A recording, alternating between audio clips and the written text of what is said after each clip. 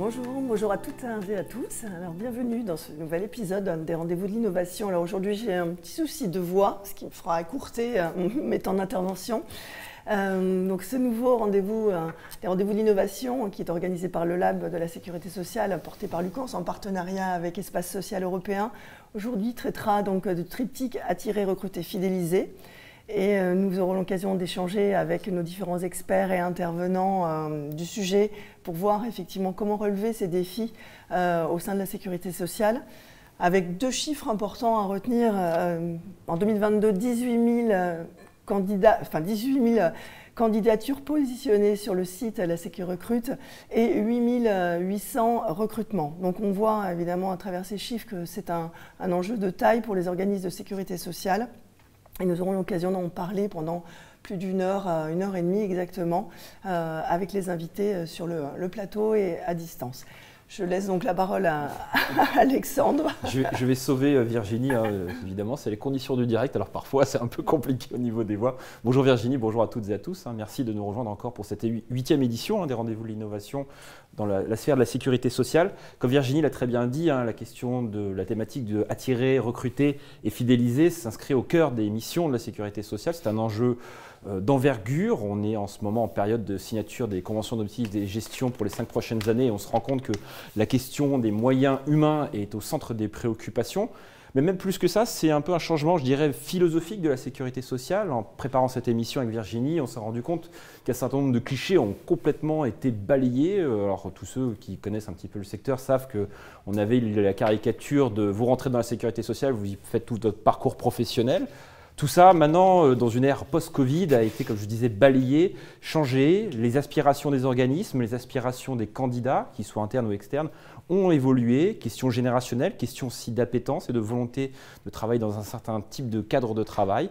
C'est toutes ces thématiques qu'on va voir et on s'est rendu compte que les organismes de sécurité sociale, les organismes locaux, ont mis un peu le pied à l'étrier et essayent parfois de trouver des innovations en termes d'approche, de prise de contact avec ces candidats internes et externes pour les attirer et travailler dans cette belle administration publique et la sécurité sociale. On va avoir 6 organismes qui vont nous présenter aujourd'hui leur approche en la matière et vraiment je pense que c'est très intéressant de capter ces innovations qui nous remontent du terrain. Mais avant de donner la parole aux organismes, on va présenter nos interviewés plateau. J'en ai la chance d'en avoir 2 aujourd'hui. Alors, je suis désolé, on va commencer par mesdames, ça ne vous dérange pas? Avec plaisir. Julien, bon voilà, on a le plaisir d'accueillir Hélène Hiver, qui est donc directrice de l'accompagnement RH au sein de Lucans. Bonjour Hélène. Bonjour à tous. Et donc, pour ceux d'entre vous qui connaissent un petit peu le réseau au couvrement, même au-delà, vous l'avez peut-être reconnu, Julien Floch, qui est directeur de l'URSSAF Centre Val-de-Loire. Bonjour Julien. Bonjour à tous. Qui interviendra un peu plus tard. Merci pour votre accueil. C'est avec grand plaisir qu'on vous accueille aujourd'hui. Je vais soutenir ma collaboratrice, ne vous inquiétez pas, c'est ça, c'est aussi le team building, l'esprit d'équipe, c'est très important chez nous. Voilà. Et une première question, elle est simple.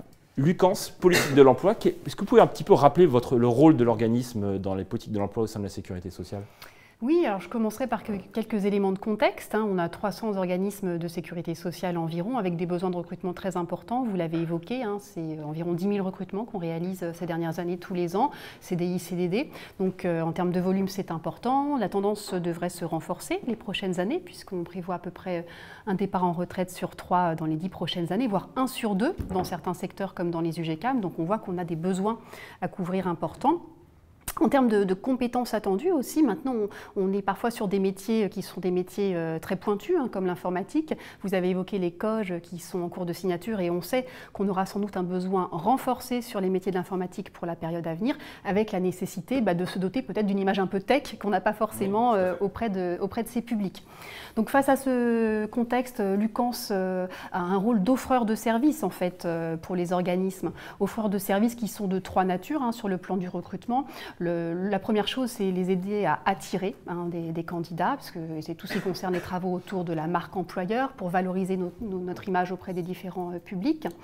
Une deuxième série d'actions qui ont plus trait à l'accompagnement des recruteurs, puisque nous, à Lucans, on travaille beaucoup sur l'appui aux professionnels, aux experts RH. Donc on appuie les recruteurs avec différents outils, différentes formations.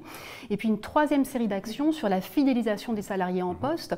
Alors c'est vrai que traditionnellement, à la sécurité sociale, on a un turnover qui est relativement faible, puisqu'on observe que les salariés restent plutôt en poste chez nous. Mais c'est vrai que ces dernières années, sur certaines populations, notamment les personnes qui sont récemment arrivées, on a pu aussi observer des phénomènes de turnover qui étaient inhabituels chez nous, comme ils le sont également observés dans d'autres environnements.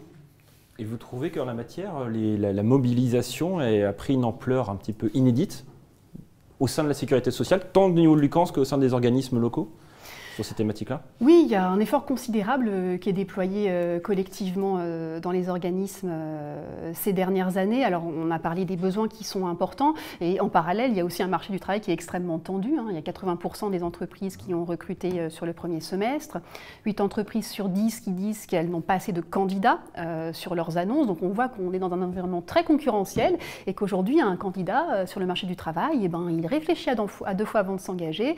Et voilà, notre rôle vraiment, c'est de permettre aux organismes de sécu de se démarquer. Et pour ça, je voudrais citer peut-être quelques actions phares qu'on porte au niveau national, puisque tout à l'heure, au cours de l'émission, on aura la chance d'observer des exemples de terrain. Donc en tout cas, on a aussi une série d'actions au niveau national avec les différentes caisses nationales. Première action très importante qu'on mène cette année, c'est qu'on rénove notre site de recrutement institutionnel, la Sécu Recrute. C'est quand même 6,5 millions de visiteurs tous les ans, donc pour nous, c'est une super vitrine. Et on est en train d'essayer de le rendre plus lisible pour quelqu'un qui n'est pas du sérail, de l'institution. Donc en retravaillant les familles d'emploi, en permettant aussi aux branches de se positionner, en permettant aux organismes de développer leurs identités locales et de la valoriser sur le site. Donc ça, c'est une action importante. Bien sûr, on participe aussi à des salons pour l'emploi. On essaye de les sélectionner en fonction de leur portée. On travaille au renforcement de nos partenariats avec les écoles, avec les agences pour l'emploi. Une autre action qui se déroule en ce moment, c'est la promotion de l'alternance. Oui. Objectif 2000 alternants en 2023 à la sécurité sociale. Donc là, il y a une grande mobilisation collective autour de ce projet. L'année dernière, on avait reçu près de 11 000 candidatures. Donc on espère qu'on atteindra, voire qu'on dépassera ce chiffre cette année. Et on teste même des nouvelles choses. Vous évoquiez les nouveaux publics, les jeunes générations. Donc cette année, on se lance sur TikTok, notamment dans les organismes de sécurité sociale. Donc voilà quelques exemples. Bien sûr aussi l'accompagnement des recruteurs avec les formations sur les outils de recrutement, avec les formations sur les meilleures pratiques en termes de recrutement. Et puis aussi une action importante sur la fidélisation qui est peut-être de mieux donner à voir notre package global parce qu'on a quand même une série d'atouts qu'il convient de bien valoriser. Alors bien sûr, il y a tout ce qui a trait à la rémunération directe et indirecte, mais il y a aussi un certain nombre d'éléments qui sont, je pense, assez différenciants par rapport à d'autres employeurs. Je pense notamment à la formation professionnelle. Quand même, on a un employeur qui a formé l'année dernière plus de 80% de ses salariés. Donc voilà, on accompagne le développement des compétences des individus. Il y a aussi le télétravail. On est quand même résolument très engagé en termes de télétravail. 85% des salariés de la Sécu qui en bénéficient, c'est quand même un chiffre assez éloquent. Donc voilà, il nous appartient après nous, en tout cas à l'UCANS, de valoriser ces différents éléments. On sent cette dynamique. Mais je peux poser la question, on a eu à la sortie du Covid une image de la sécurité sociale renforcée auprès du grand public. Quand tout le monde était confiné, la sécurité sociale continuait entre guillemets à faire le boulot, enfin faire le job. Mais si on se pointe d'un point de vue des dynamiques du marché du travail, des demandeurs d'emploi, des chercheurs d'emploi, est-ce que vous pensez que ce regard, lui aussi, a changé sur les métiers de la sécurité sociale ? Alors c'est difficile pour moi de vous répondre à la place d'un demandeur d'emploi. Après, c'est vrai que comme vous l'évoquiez, que si on regarde les baromètres d'image, la Sécu est sortie renforcée de la crise auprès du grand public. Nous, ce qu'on va regarder de façon tout à fait objective à l'UCANS, c'est notamment la fréquentation de notre site de recrutement, la Sécu Recrute. Et ce qu'on a pu observer, c'est que la fréquentation a augmenté de 70% entre 2019 et 2022.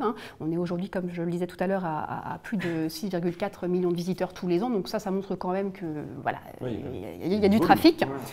On se dit aussi que face à des candidats qui sont en quête de sens, on a un organisme, mission de service public, des valeurs à promouvoir et d'ailleurs nos salariés nous le disent, puisque lors du dernier BICI, ils nous ont dit qu'ils étaient 85% à être fiers de travailler à la Sécu. Donc ça aussi, il faut savoir s'appuyer sur ces données pour ensuite les faire porter à l'externe.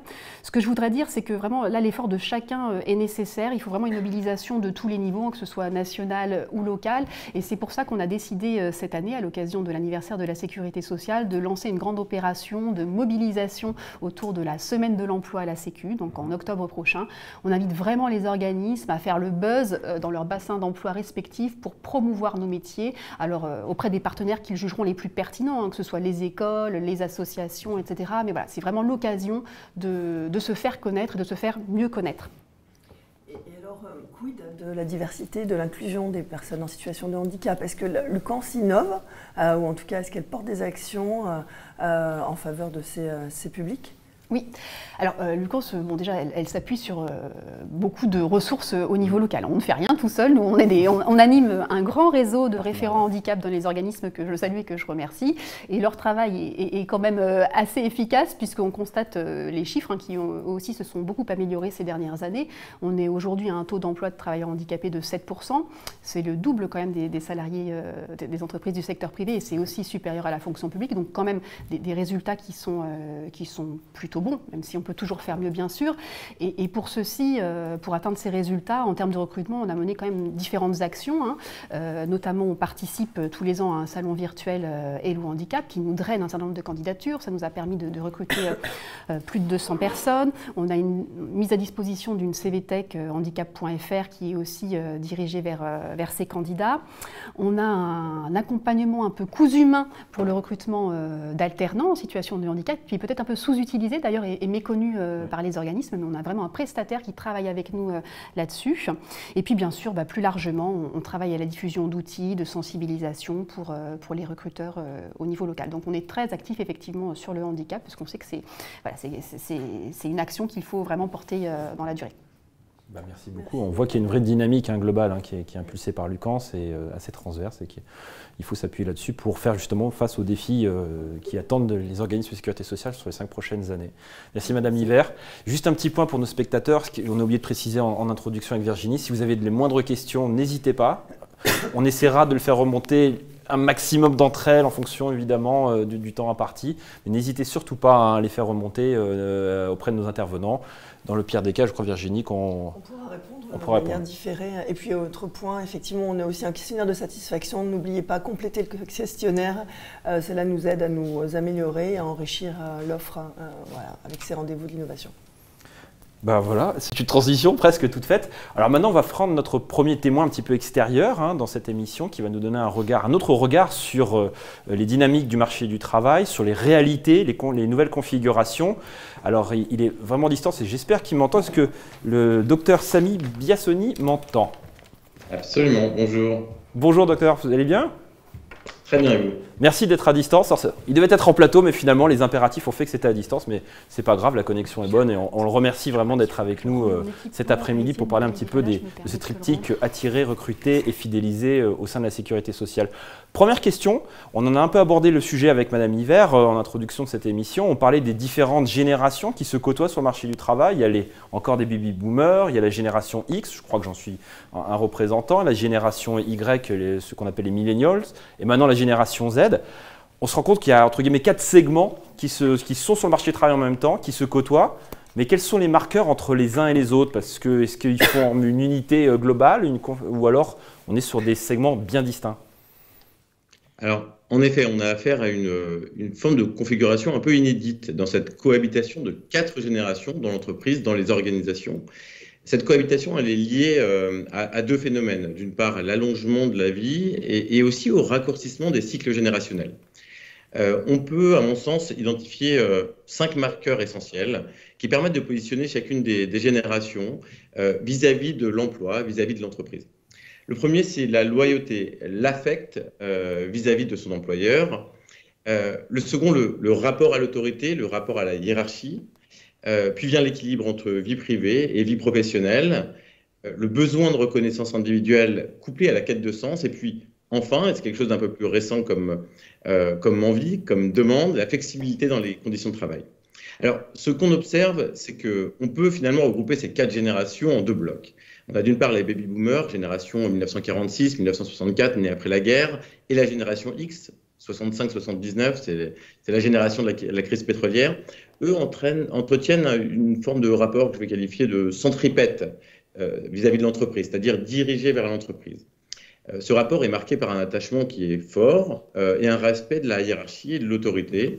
Quant aux générations suivantes, la génération Y, vous le mentionniez, les millennials, ceux qui sont nés entre 1980 et 1994, et puis la plus jeune génération, la fameuse génération Z, née entre 1995 et 2009, ces 2 générations ont un rapport qui est là qualifié de centrifuge. C'est-à-dire que vis-à-vis de l'entreprise, on va privilégier plus tôt, l'équilibre vie privée, vie professionnelle.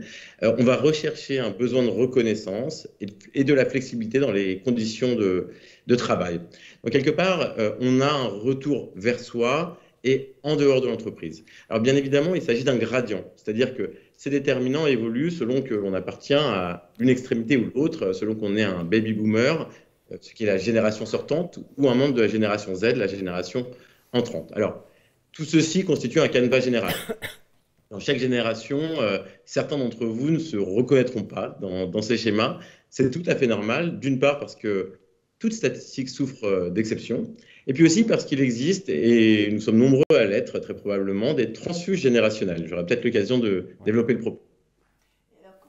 Bonjour Monsieur Biasoni, comment analyser finalement cette bascule et surtout quels sont les facteurs qui l'expliquent? Alors, à mon sens, pour comprendre ce phénomène de transition, il faut envisager 4 facteurs qui sont assez déterminants dans les caractéristiques de chacune des générations qu'on a évoquées. Le premier, c'est ce qu'on va qualifier de déverticalisation des rapports sociaux ou horizontalisation des rapports sociaux. Et ça, c'est une évolution qu'on a pu constater tout au long de la deuxième partie du XXe siècle et à tous les niveaux de la société, entre parents et enfants, notamment sous l'influence des mouvements d'éducation qu'on va qualifier d'éducation positive, le rapport des individus à leurs aînés. C'est les phénomènes de jeunisme que l'on peut voir notamment dans certaines organisations, dans les médias. Et puis du point de vue du délitement, par exemple, de l'orthodoxie religieuse assez croyant. Tout cela constitue ce phénomène de déverticalisation. C'est un premier élément et un élément qui va avoir une influence sur le rapport des individus à toute organisation et en particulier à l'entreprise. Le deuxième, il est évident, c'est le développement exponentiel des technologies de l'information, de la communication. Ce développement a sous-tendu, et on le sait bien, l'essor du secteur tertiaire. Il en a simplifié les tâches, il les a automatisées, il accélère. Il a aussi décloisonné l'information. Aujourd'hui, on considère que l'information est fluide, elle est disponible partout, sous n'importe quel support et tout le temps, et facilement transmissible. Et ça, c'est un élément très, très caractéristique de la perception des individus, notamment du point de vue de leurs interactions. Le troisième grand déterminant, c'est l'individualisme. On voit un glissement, et de nombreuses études le montrent bien, sociologique, mais aussi historique, dans un contexte de conquête des droits individuels vers un modèle occidental qui est de plus en plus centré sur l'individu. Et d'ailleurs, dans ces formes contemporaines, ce qui est intéressant, on a même un recentrage sur la tribu, une forme de retribalisation, c'est-à-dire des identités collectives, mais réduites à la portion congrue. Et tout cela se fait parfois au détriment du bien commun. Et enfin, et c'est un corollaire quelque part de la déverticalisation que j'ai évoqué au départ, on a un phénomène de désacralisation des institutions. Et ça, c'est très important, notamment dans le rapport à l'autorité. L'Église, la mairie, l'école ne sont plus les lieux de sociabilisation qu'ils ont été, en même temps qu'ils ont perdu une partie de leur autorité morale.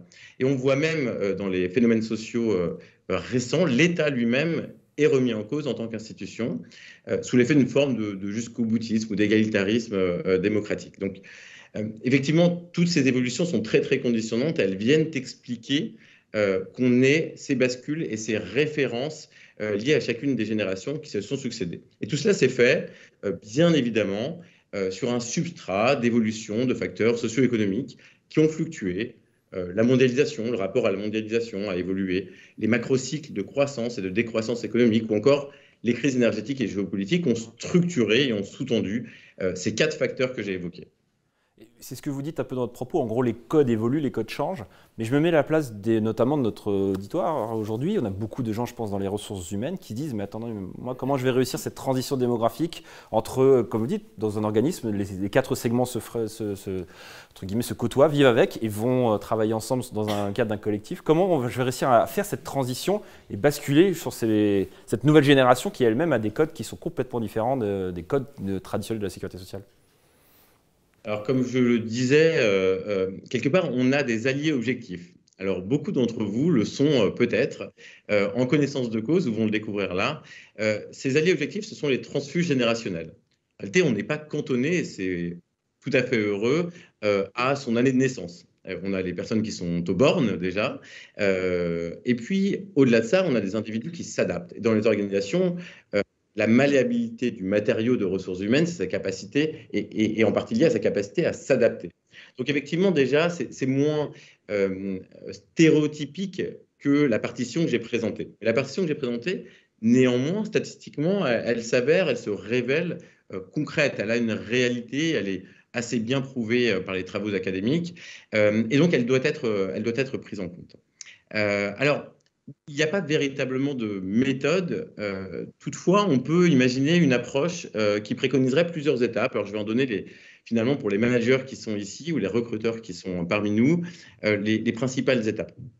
La première, et vous l'avez déjà entamée finalement, on l'a entamée ensemble, c'est celle de la prise de conscience. C'est de la compréhension et de la prise de conscience de ce phénomène de transition générationnelle et de ce phénomène de cohabitation générationnelle, je le dis encore, qui est tout à fait nouveau. Les générations et les marqueurs générationnels n'ont jamais évolué aussi vite, si bien qu'il s'agit d'un phénomène relativement nouveau, auquel il faut savoir apporter des réponses spécifiques. Et puis, on a tendance à percevoir ce phénomène, mais on ne le traite pas. Donc, le fait de l'extérioriser, le fait d'y penser, c'est une manière d'entrer dans la problématique et de commencer à la traiter déjà.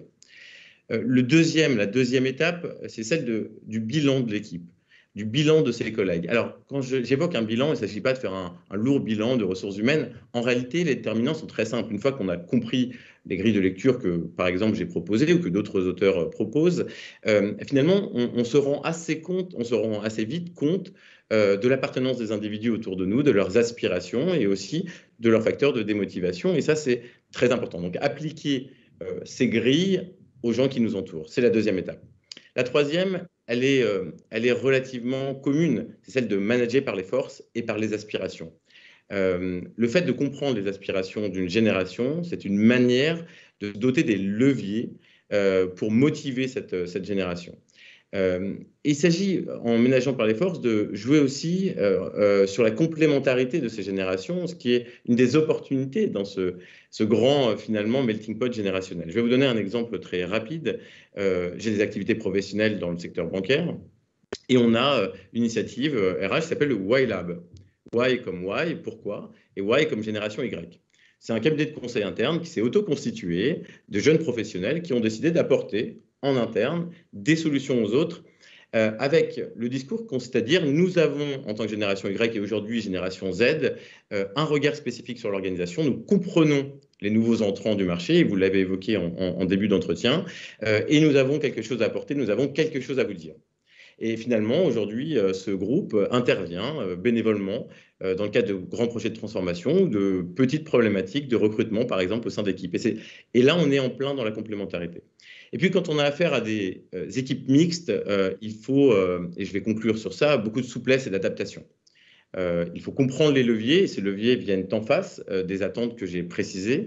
Et puis aussi, il faut favoriser le mentoring, la transmission. Il faut enfin savoir former pour combler les écarts. Une des conditions d'une transition générationnelle réussie, c'est la capacité des individus à communiquer. Et pour communiquer, il faut savoir se comprendre. Donc, notre rôle et votre rôle en tant que manager, en tant que professionnel des ressources humaines, c'est de permettre à chacun dans l'organisation de comprendre aussi les déterminants générationnels de ceux qui les entourent. Et c'est ainsi qu'on arrivera à communiquer et à avancer ensemble. Puis pour conclure très rapidement, quelque part, une dernière recommandation de bon sens, retrouvons-nous au-delà de ce qui nous scinde, et on a tous des valeurs fondamentales. D'une part, la culture de l'entreprise ou de l'organisation, et puis des valeurs individuelles qui me paraissent assez universelles, l'estime, le respect, la reconnaissance du travail accompli, cela transcende en réalité les générations, et c'est aussi autour de ces valeurs-là qu'on peut réussir à fédérer. Merci Biassoni. J'ai même une question en plus, ça ne vous dérange pas, parce que justement sur notre fil de discussion, il y a une question qui vous est parvenue, que je vous transmets, en l'occurrence, je me permets, vraiment en une minute ou deux, vous me dites, alors on ne sait pas qui l'a posé, donc vous savez, c'est complètement anonyme, mais il n'y a pas d'inquiétude là-dessus. Donc la personne nous explique que ça fait 50 ans que le marché du travail évolue et les codes changent sans cesse. Est-ce qu'on a des moyens d'anticiper les évolutions futures, au-delà de la génération Z? Est-ce qu'on sait déjà, on a des modèles, peut-être pas prédictifs, mais pourquoi pas, ou des modèles qui nous permettent d'anticiper ce que seront les aspirations des générations d'après?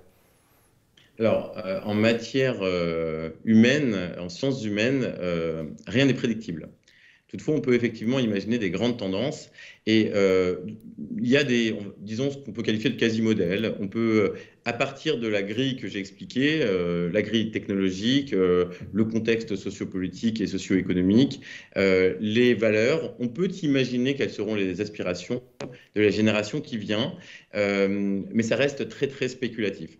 Ce qui est important de comprendre, c'est que la génération Z, elle est là et elle entre sur le marché. Donc vous aurez tous affaire dans les 10 prochaines années à cette génération et à ces aspirations qui sont assez bien connues, avec un défi de taille qui est celui d'une quasi-scission en réalité vis-à-vis de l'entreprise, d'une autonomisation très importante de l'individu vis-à-vis de son emploi et de son employeur.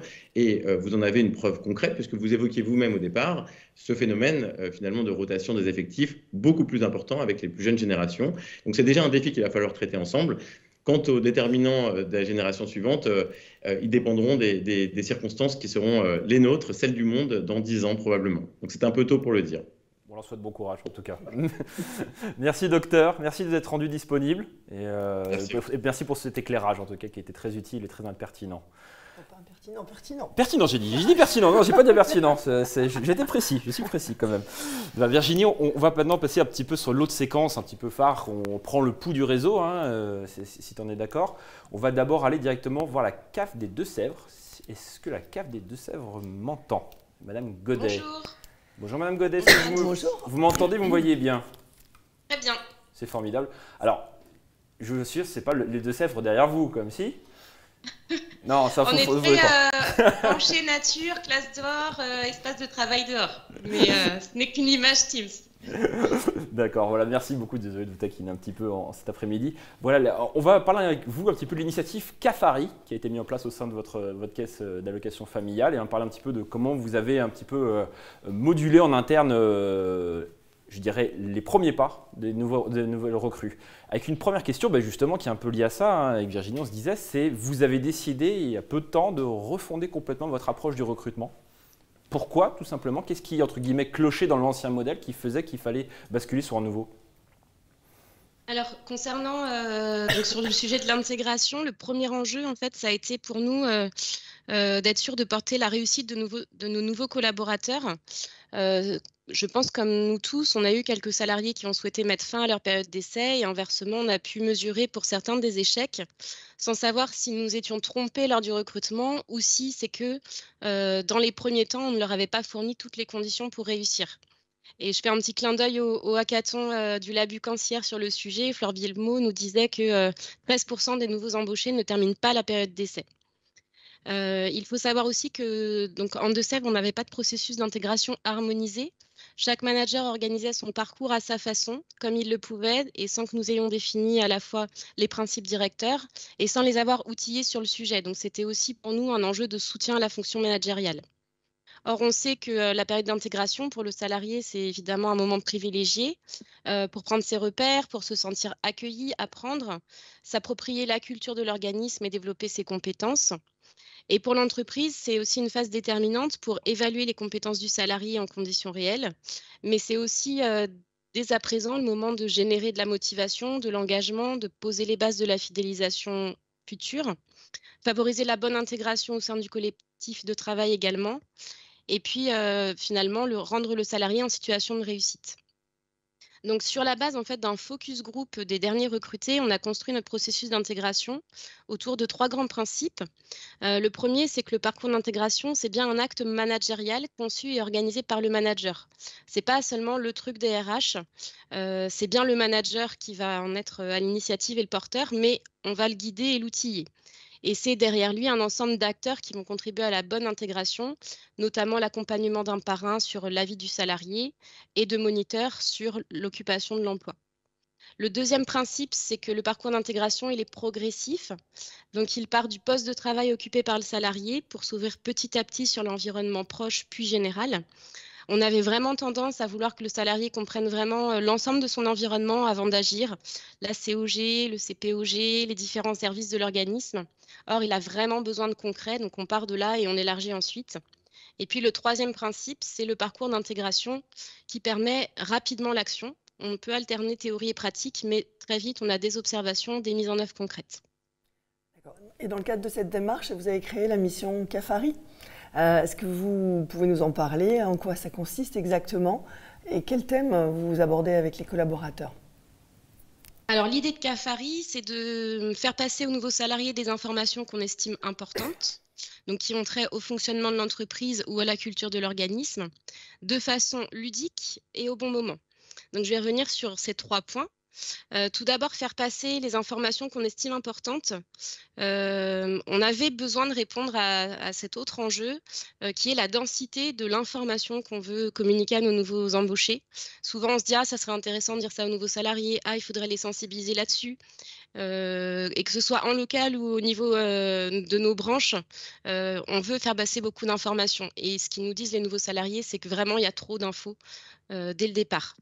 Donc, on avait besoin aussi d'organiser la transmission de ces informations et de prioriser. Et donc, de façon ludique et apprenante, Cafari, en fait, c'est une mission Klaxoon. Et son objectif pour les nouveaux salariés, c'est de devenir un cafanturier. Donc, il y a 5 étapes où chacune de ces étapes va permettre d'aborder un thème. On a la découverte de la sécurité sociale, la santé, la sécurité au travail, les dispositifs RH, la mobilité durable et l'activité de l'organisme. Et prochainement, on va faire évoluer la mission pour intégrer aussi nos valeurs. Et donc, à chaque étape, on va poser une énigme qui va l'amener à se déplacer dans le bâtiment. Donc, on cherche à ce qu'il se familiarise avec les locaux, mais surtout, avant tout, qu'il soit dans l'action. Et puis, on va lui apporter du contenu sous différentes formes, vidéo, texte, et le faire répondre à des questions. Et l'idée, c'est bien qu'il soit acteur de son apprentissage. Par exemple, on peut lui demander de retrouver une information dans CAFCOM, qui est l'intranet de la branche famille, qui va à la fois lui apporter l'élément de réponse, mais surtout l'aider aussi à se familiariser avec nos outils de communication. Donc, on l'aide à poser les repères dès le départ. Cette mission, elle dure environ 1 heure pour voir l'ensemble, avec l'appui du service communication au besoin s'il y a des besoins techniques. Et le bon moment, c'est que cette mission, elle est réalisée environ 1 mois après l'arrivée. On s'est rendu compte vraiment qu'on donnait ce type d'informations générales sur l'entreprise beaucoup trop tôt dans le parcours, que les salariés souvent ne s'en souvenaient pas parce qu'ils étaient vraiment centrés sur leurs tâches et leur travail au niveau micro. La mission la propose en binôme pour développer les liens entre les nouveaux arrivants et puis de façon interservice. Et on termine le jeu par la remise d'un diplôme de cafanturier, donc qui symbolise la réussite, l'intégration dans l'entreprise. Et elle est remise par un agent de direction. Voilà, ils terminent leur parcours au niveau de la direction, qui est aussi le prétexte à faire un petit point sur l'intégration au sein de l'organisme. Ouais, on voit que la démarche, elle est, comme vous dites, très ludique, qu'elle désacralise, entre guillemets, l'entrée, l'introduction dans le monde de la sécurité sociale des nouvelles recrues. C'est aussi quelque chose de très, très pertinent, on l'a vu, c'est assez intéressant. Mais même, vous êtes allé encore un peu plus loin, si je ne dis pas de bêtises, parce que vous avez aussi repensé votre modèle de recrutement. On en a parlé un petit peu avec le docteur Biassoni sur la prédiction, machin. Il n'avait pas l'air très enthousiaste sur les modèles prédictifs, mais vous faites du recrutement prédictif. Est-ce que vous nous en parlez un petit peu de cette démarche qui, pour le coup, est très, très innovante? Alors, c'est vrai que sur la notion de prédiction, n'étant pas docteur en sciences sociales, voilà, effectivement, la solution à laquelle on recourt se veut comme un outil de recrutement prédictif. Mais voilà, je ne débattrai pas de ce mot-là. L'idée générale à retenir, en tout cas, c'est que cet outil de recrutement dit prédictif, il va apporter un éclairage sur 2 dimensions. Les chances de réussite du candidat sur le poste et son niveau d'engagement sur le poste. Donc, l'outil va viser à déterminer 3 choses. Donc, premièrement, que les comportements naturels du candidat correspondent bien aux soft skills nécessaires pour le poste. Est-ce qu'il est préférable que le salarié soit attiré par des tâches plutôt variées ou qu'il soit plutôt à l'aise à traiter des sujets en profondeur un à la fois? Est-ce qu'on cherche quelqu'un qui va plutôt être réactif, capable de s'adapter très vite aux imprévus, ou quelqu'un qui va plutôt garder le cap pour bien avancer voilà, un projet de long terme? Vraiment, de quelles compétences douces on a besoin sur ce poste-là? Deuxièmement, on a besoin que le niveau de raisonnement du candidat, sa façon d'analyser, sa façon de traiter l'information correspondent au type d'activité de l'emploi à pourvoir. Est-ce que ce sont des tâches simples, intermédiaires ou complexes? Et puis troisièmement, ce qui va motiver le candidat, On a besoin que ce qui le motive dans le travail soit des choses qu'il puisse vraiment retrouver dans le poste proposé. Donc, si le candidat est motivé quand il a créé des choses, est-ce que le poste va lui permettre de le faire? S'il est motivé par une rémunération attractive, est-ce que le niveau de salaire proposé et les possibilités d'augmentation vont bien répondre à ce besoin? Ou encore, s'il est stimulé, par exemple, à rencontrer de nouvelles personnes, est-ce que le poste est circonscrit à un travail avec une équipe plutôt régulière? Ou est-ce que son travail va lui permettre effectivement de rencontrer régulièrement de nouveaux acteurs? Donc cet outil, il permet vraiment de croiser ces 3 dimensions-là. Et donc, il détermine ce qu'est le candidat avec donc personnalité, motivation, raisonnement. Et il met en adéquation par rapport à nous les critères qu'on recherche sur ce poste-là pour permettre la réussite et l'engagement sur le long terme. Les avantages qu'on y voit, donc c'est à la fois l'approche globale, on n'est pas sur que des tests de personnalité ou que des tests de logique. On a ces 3 dimensions croisées. On a le vrai focus sur les motivations. Les motivations, c'est quelque chose souvent dans les jurys qu'on a du mal à cerner. Voilà, à part le déclaratif du candidat, savoir vraiment ce qui motive une personne, c'est pas évident à déterminer en jury. C'est un outil qui n'est pas un outil exclusivement RH, il peut être partagé avec le jury, avec les managers, sans qu'il y ait besoin d'une formation importante. C'est un outil qui du coup est internalisé, donc avec des gains aussi en termes de coûts, puisqu'on n'a plus besoin de faire appel à des cabinets de recrutement. C'est un outil où on trouve qu'il y a une vraie fiabilisation du recrutement. Alors, on a un recul seulement d'1 an et demi à peu près. Donc forcément, la fidélisation sur 5 ans, voilà, il faudra en reparler. Mais en tout cas, on est vraiment satisfait des recrutements qu'on a menés grâce à cet outil. On a un gain de temps à la fois dans l'analyse et ensuite dans l'ensemble du process avec, par exemple, des réponses négatives qui partent automatiquement. Et puis, ça fait le lien, la transition avec l'intégration, c'est vraiment une aide au N+1 dans la connaissance de son nouveau collaborateur et dans l'adaptation qu'il va pouvoir faire de son management et de son accompagnement. Donc, je sais qu'un certain nombre d'organismes utilisent déjà l'outil. Vous aurez reconnu Assess First. Et puis, pour ceux qui ne connaîtraient pas, je me tiens à disposition si besoin pour faire une démonstration.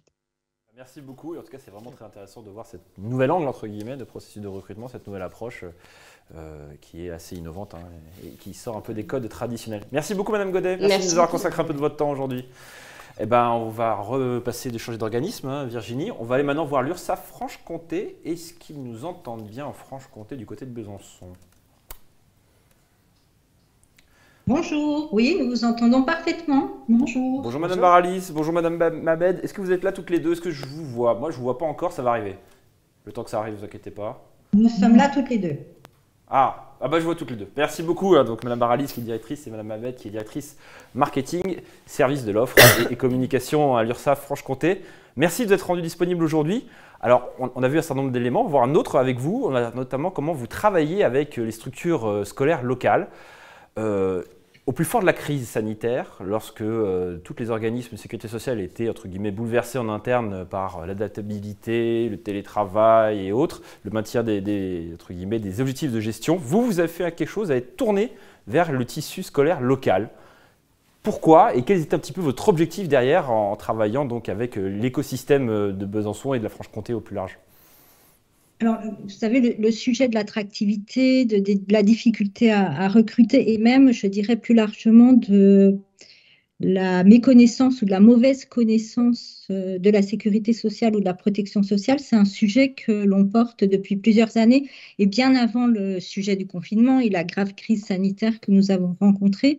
Et nous nous sommes tournés dès 2018 vers l'université pour travailler ensemble sur justement le sujet qui nous intéressait, nous, l'attractivité, et puis qui intéressait plus l'université, à savoir l'accueil de stagiaires et d'apprentis ou d'alternants. Et donc, dès 2018, nous avons signé une convention avec l'UFR Droit Éco Gestion de Besançon, dans lequel nous nous engagions à accueillir des étudiants en stage ou en et en contrepartie de quoi l'université nous accueille pour faire des conférences métiers et des petits déjeuners au cours desquels nous pouvons présenter à la fois nos missions et nos métiers. Au travers donc, de cette convention, nous pouvions également avoir un intérêt en termes de fidélisation, puisque ce sont nos collaborateurs qui participent à ces conférences, à ces petits déjeuners, et qui donc vont pouvoir avoir la fierté finalement de parler de ce qu'ils font, des valeurs de la sécurité sociale. Et en effet, en 2000, à partir de 2000, on n'a plus aucun contact, ni avec les lycées, ni avec l'université, ni avec les étudiants. Et pour autant, il faut continuer à recruter. Et continuer à recruter de façon encore plus compliquée que d'habitude, puisqu'on ne peut plus se rencontrer. Et donc, nous échangeons avec la directrice de l'université. Et puis, en parallèle, je ne sais pas si vous vous en souvenez, les pouvoirs publics font la promotion d'un dispositif qui s'appelait Un jeune, un mentor. Et donc, avec l'université, on se dit, mais finalement, ce dispositif, pourquoi est-ce qu'on ne l'inventerait pas, on ne l'expérimenterait pas, mais spécialement entre les collaborateurs de l'URSSAF et les étudiants de l'université, de manière effectivement à répondre à la fois à nos préoccupations, un petit peu égoïstement au niveau de l'URSSAF, d'attirer des talents, nous faire connaître, et puis aussi de pouvoir répondre à l'isolement en 2021 des étudiants et à leur plus grande difficulté encore en cette période de rentrer sur le marché de l'emploi. Et donc, on se dit, allez, on va déjà tester pour savoir si c'est susceptible, ce dispositif est susceptible d'intéresser. Et donc, nous avons fait chacune de notre côté des appels à volontariat, nous auprès des managers de l'organisme, pour savoir si des managers étaient intéressés pour mentorer des étudiants, et puis côté université, auprès des étudiants pour voir si ce type d'accompagnement pouvait intéresser. Et ayant eu des réponses positives des deux côtés, eh bien, nous avons expérimenté le dispositif sur l'année universitaire 2021-2022 avec 5 binômes composés d'étudiants et de collaborateurs de l'URSSAF. Alors, comment opère justement ce binôme étudiant-collaborateur sur une année Alors, je vais peut-être laisser Anissa vous expliquer le dispositif et la façon dont on a voulu l'expérimenter, celle qui a porté le projet, mais peut-être vous dire que nous avions au départ un cadrage un cadrage qui existait, mais volontairement assez limité, c'est-à-dire qu'on avait fixé les objectifs de ce mentorat, à savoir répondre à la demande de l'étudiant dans le cadre de son accompagnement vers sa vie professionnelle future, les engagements que nous prenions. Et puis, on a laissé vivre nos 5 binômes pour pouvoir en tirer des enseignements et construire le dispositif. Oui, tout à fait. En fait, sur la partie expérimentation, on a tiré justement des enseignements de cette expérimentation qui se voulait un peu agile. On s'adaptait en fonction des besoins et des autres. C'était vraiment une expérimentation.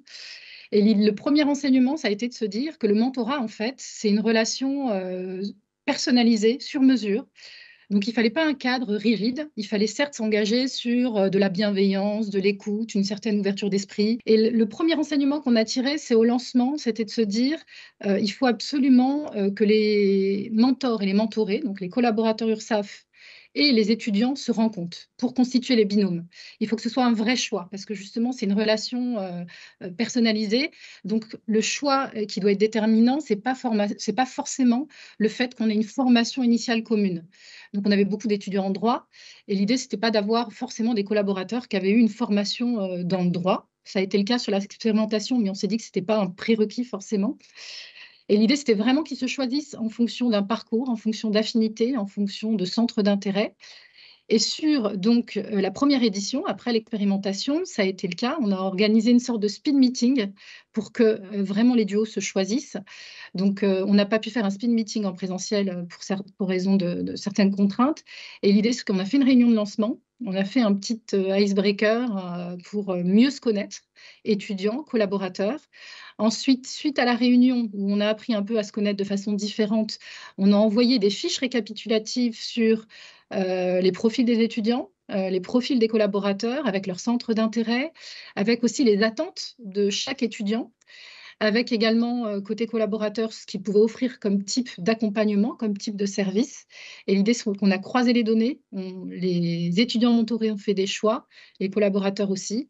On a essayé de croiser les données et de faire en sorte que ce soit du coup des binômes qui se sont plutôt choisis. Et sur les prochaines éditions, on s'était dit vraiment qu'il fallait absolument une rencontre en présentiel avec des vrais choix en speed meeting où on se voit, on se parle. C'est essentiel. C'est ce qu'on en a tiré sur la première expérimentation. Et ensuite, effectivement, on s'est dit qu'il ne fallait pas de cadre. Ça, c'est le deuxième enseignement. L'idée, c'est qu'on n'avait pas un temps imparti pour cette relation avec l'étudiant. Il n'y avait pas des objectifs. On ne se fixait pas d'objectifs. Il y a forcément des objectifs implicites en duo qu'on se fixe. Mais voilà, on s'était dit, les étudiants, ils ont déjà des objectifs universitaires académiques. Les collaborateurs, ils ont aussi pas mal d'objectifs, d'indicateurs à suivre. L'idée, ça, c'est vraiment d'en faire une relation un peu particulière et qui soit adaptée, qui s'ajuste aussi en fonction des besoins de l'étudiant et puis des compétences aussi du collaborateur. Et ensuite, dans le cours de la première édition donc, de mentoring, il y a eu 2 points de suivi, donc à mi-parcours et ensuite en fin d'année universitaire, pour faire un peu un retour d'expérience collectivement avec les étudiants mentorés et avec les collaborateurs mentors, pour écouter un peu ce qui se dit, faire un peu de transversalité et puis de se dire comment aussi on ajuste encore ce dispositif. Et puis voilà, l'idée, c'est pas non plus de fixer des thématiques sur la relation mentor-mentoré, mais on recueille les thèmes sur lesquels quand même ils ont travaillé. Donc on était beaucoup sur de l'aide sur le CV, la lettre de motivation, sur l'entretien, l'accompagnement aux entretiens oraux. La recherche de stage. Oui, tout à fait. Beaucoup plus sur l'aide également en termes d'accès à un carnet d'adresses. Beaucoup plus que sur les disciplines étudiées par les étudiants. Juste une dernière question, parce qu'on dit que c'est un dispositif très souple, qui est justement, vous ne vouliez absolument pas rigidifier, et vous avez bien fait, je pense. Quel bilan vous en tirez? Parce que vous avez quand même fait vous en avez déjà donné un certain nombre d'éléments, mais sur 2 aspects très spécifiques. On a parlé de la thématique aujourd'hui, c'est l'attractivité. Sur l'attractivité, et aussi sur un autre aspect qui est très important, c'est la marque employeur. Est-ce que la marque employeur de l'URSSAF sort, entre guillemets, grandie de cette expérimentation, d'après votre retour? Alors, de ce que nous en ressentons, parce que bien évidemment, il faudrait poser la question à un public qui n'est pas celui de l'URSSAF, mais quelques éléments. Nous avons organisé une conférence de presse et nous avons eu des journalistes sur ce sujet du mentorat des étudiants, alors que d'autres sujets ne nous intéressent pas beaucoup. En termes d'attractivité, nous avons un certain nombre d'étudiants mentorés qui ont été candidats sur des postes d'apprentis que nous avons proposés. Forcément, l'URSSAF est connue autrement. Alors, inutile de vous dire qu'un étudiant en master, on s'adresse plutôt aux étudiants en master. Le sujet de l'entrée dans la vie professionnelle n'est pas du tout une préoccupation avant pour les étudiants.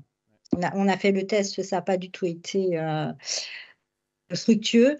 Mais donc, les étudiants, qu'ils soient en économie ou en droit, l'URSSAF, ça ne leur dit pas grand-chose. Donc, forcément, en termes d'image de marque, d'image employeur, c'est toujours plus que ce que les étudiants connaissaient auparavant. Et puis, sur le sujet de la fidélisation, nos collaborateurs en expriment...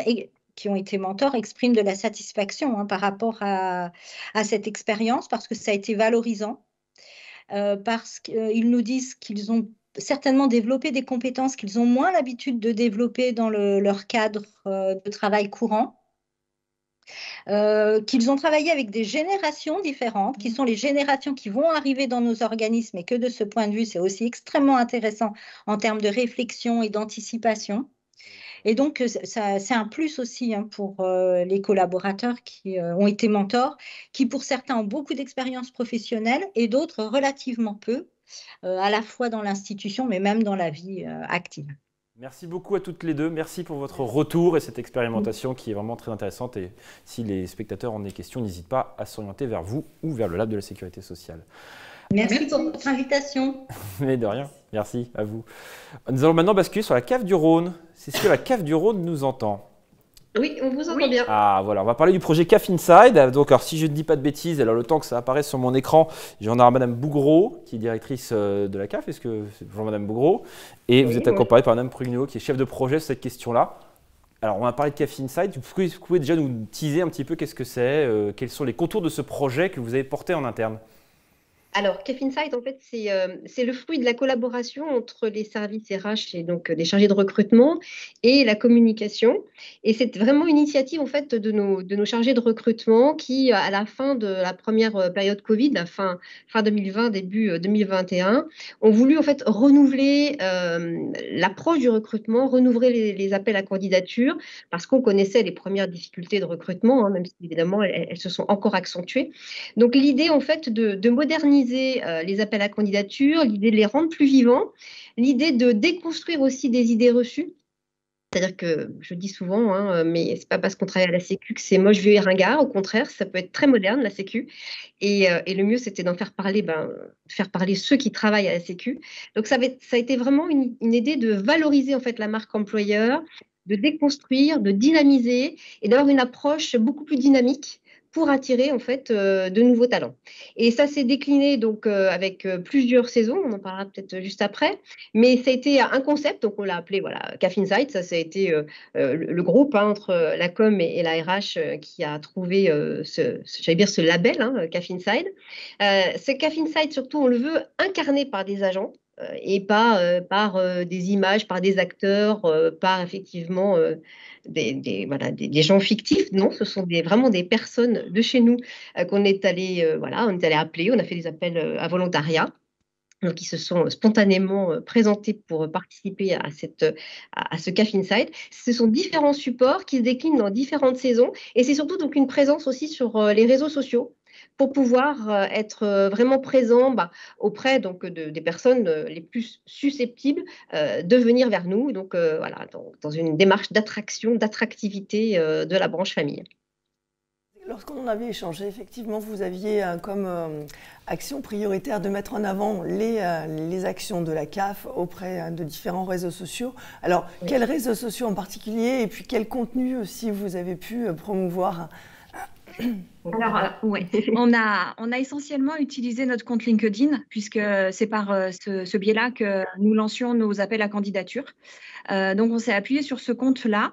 On a lancé un appel à volontariat en interne, intitulé « Votre métier, c'est vous qui en parlez le mieux », de façon à avoir des volontaires qui souhaiteraient présenter leur métier. On a fait ça en 2021, c'était la saison 1. Et le résultat a pris la forme d'une fiche de présentation métier avec la photo de la personne qui présentait son métier et une fiche à mi-chemin entre le CV et l'interview qui alternait à la fois des questions sur le métier, le fond, et également des questions plus légères, j'ai envie de dire, qui permettent de découvrir un petit peu la personnalité du salarié. On avait fait ce choix aussi de fiches métiers pour démarrer rapidement et on avait en tête de pouvoir embrayer assez rapidement et toujours sur la base du volontariat sur une saison 2. Et c'est ce qu'on a pu faire dès le début 2022 avec la version vidéo des présentations métiers.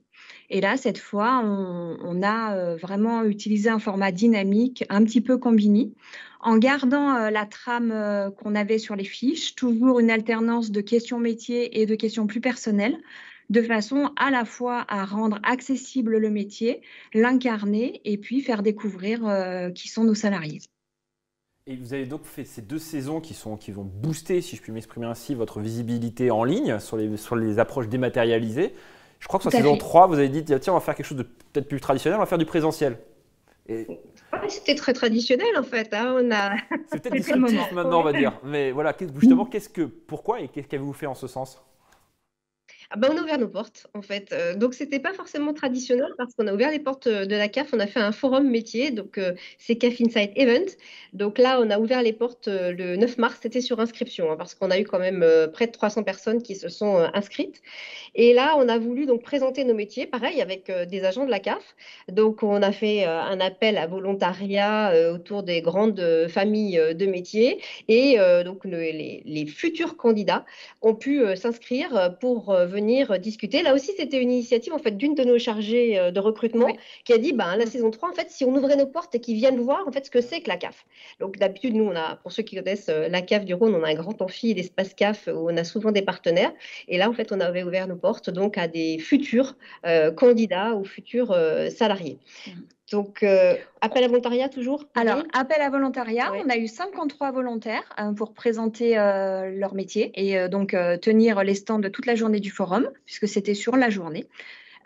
Pour faire connaître notre événement, on a fait un vaste plan de communication basé sur l'accroche « Trouver un job qui a du sens, ça a du sens pour vous ». Et des très belles affiches. De belles affiches avec nos personnels qui étaient volontaires, qui figuraient sur les affiches. Et on a déployé cette campagne de com sur tous nos supports de communication CAF. Et on s'est également appuyé sur de nombreux partenaires relais, plus de 500, qui nous ont aidés à faire connaître l'événement et donc permettre l'inscription de près de 300 personnes. 300 personnes, dont alors à peu près 180 qui se sont présentées. On avait donc l'échange avec les agents. On avait des tests aussi avec Assess First. Tout à l'heure, la collègue en parlait. Donc, on utilise aussi Assess First. Et donc, il y avait des tests possibles avec Assess First. Il y avait Hello Work qui était là aussi pour montrer, en fait, faire des démonstrations sur comment on peut déposer son CV en ligne. Et du coup, on a eu un peu plus de 150 CV qui ont été déposés. 90 personnes convoquées dans les semaines qui ont suivi. Et puis là, on a 8 personnes qui ont été recrutées. Et ce qui était intéressant, c'était de voir qu'en fait, ces personnes qui sont venues, souvent avaient vu les vidéos, donc connaissaient en fait cette campagne CAF Inside. Et actuellement, on puise encore dans notre vivier de CV pour le moment, pour les recrutements. Quid de la saison 4 ? Un peu de teasing, c'est la saison 4. Saison 4, bon, alors c'est toujours être présent sur tout ce qui est salon de recrutement. On travaille donc avec Hello Handicap, dont on parlait tout à l'heure, je crois, le village des recruteurs avec les collègues des organismes. Je vois Frédéric, la petite lucarne. Voilà, on est avec les autres organismes lyonnais sur le village des recruteurs. On participe au duodé, voilà. On a fait là quelque chose maintenant, on a fait CAF Inside Wanted, parce qu'il y a des métiers parfois en interne qui sont un tout petit peu moins sexy que les autres. Et on avait un secteur, notamment de la maîtrise des risques, pour ne pas la citer, qui avait un petit peu du mal à recruter en interne. Donc là, on a des agents, des cadres, notre directeur comptable et financier qui se sont prêtés au jeu de faire des petites vidéos un peu décalées, d'ouvrir aussi leurs portes en interne. Et on a pas mal de personnes qui se sont présentées, donc on espère avoir des candidats en interne pour rejoindre ce secteur. Donc, et puis là, on va peut-être organiser un CAF Inside Job Dating. Job Dating. Là où on aura vraiment des postes. On était un peu dans la saison creuse. On sait bien qu'on ne pouvait pas recruter. Voilà, donc on a pas mal pris les CV, on a pas mal fait des CDD, mais là, on ferait peut-être, alors justement, la semaine de l'emploi à la Sécu, un CAF Inside Job Dating avec la potentiellement, dans nos murs, des postes cette fois-ci, des ETP à pourvoir, on l'espère. Voilà. Et ensuite, on travaillera aussi dans cette saison certainement sur le matériel d'onboarding, enfin tout ce qui est parcours d'intégration. On a déjà des choses, mais on a entendu tout à l'heure Cafari, il y a plein de choses qu'on voudrait encore travailler. Donc voilà, il y a encore pas mal de choses sous le coude. Merci à vous deux. Merci à vous deux. Pour votre enthousiasme aussi, parce qu'on voit que vous portez vraiment le sujet, le projet, c'est vraiment une belle chose. Et c'est une bonne chose, tant mieux. On vend des voilà, c'est positif, il faut le mettre en valeur. Merci à toutes les deux, merci à la CAF du Rhône. On va retourner au plateau. On va reparler un peu de l'URSSAF Centre Val-de-Loire. Alors, on a vu plein de projets. Alors, vous avez fait une autre approche, Monsieur Floch. Vous avez obtenu pour l'URSSAF un label, le label Happy Trainee. Ma question, c'est quoi Happy Trainee et pourquoi aller chercher un label? C'est quoi la démarche derrière? C'était simple, c'était pour faire en sorte que la génération Z dise à la génération Z à quel point c'était génial de travailler à l'URSSAF. Voilà, si nous on le dit, ça porte moins que si ce sont les jeunes eux-mêmes qui viennent tester leur alternance ou travailler ou avoir un stage à l'URSSAF et l'expriment. Donc, En fait, il y a 2-3 ans, on a essayé de recruter. On a eu des difficultés d'avoir des candidats sur ces postes d'alternance, en fait des candidats plutôt jeunes, de moins de 30 ans. Du coup, face au constat, on les a questionnés un petit peu, les services RH sont allés vers eux. Et beaucoup d'entre eux ont dit qu'ils allaient voir, avant de candidater sur une alternance, des labels, dont celui-ci, qui est revenu le plus souvent, le label Aptrenise.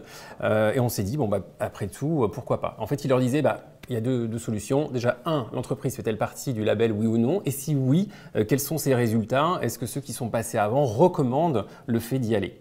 Voilà, tout simplement, pourquoi on s'est lancé dans la démarche. Et quels sont les critères, du coup, sur lesquels vous êtes évalué pour obtenir le label? Je crois que je vais arrêter de parler après. Alors, il y a à peu près 6 critères. La progression professionnelle, l'organisation, le management, donc ça c'est les jeunes qui cotent avec le questionnaire, la motivation, dont la rémunération, la fierté, et là-dedans on y trouve tout ce qui est critères RSO, etc. Et puis le 6e, c'est le fun et le plaisir. Et sur ces 6 critères, en fait, l'URSSAF a eu 100% de réponses positives, le fait de dire c'est bien, il faut y aller, et particulièrement sur le fun et le plaisir. C'est pas inné en pensant à l'URSSAF. Exactement, voilà. Donc, c'est l'élément de communication des nationales, là, il faut le dire. Oui, mais exactement. Et c'est vrai, c'est le cas. On est des organismes particulièrement innovants, mais je pense aux collègues aussi qui viennent de passer. On voit tout ce qui se passe dans nos organismes. On voit très bien que quand on discute avec des jeunes qui sont venus chez nous, quand ils partent, ils font un peu un rapport d'étonnement. Ils sont stupéfaits de voir tout ce qu'on peut faire, tout ce qu'on peut mener, et l'image un peu poussiéreuse qu'ils ont avant de venir, c'est pas du tout celle qu'ils rencontrent en interne. Alors quand même, pour obtenir le label, il faut pouvoir cocher au moins 3 cases, qu'il y ait 50% des jeunes qui sont venus en alternance chez nous qui répondent au questionnaire.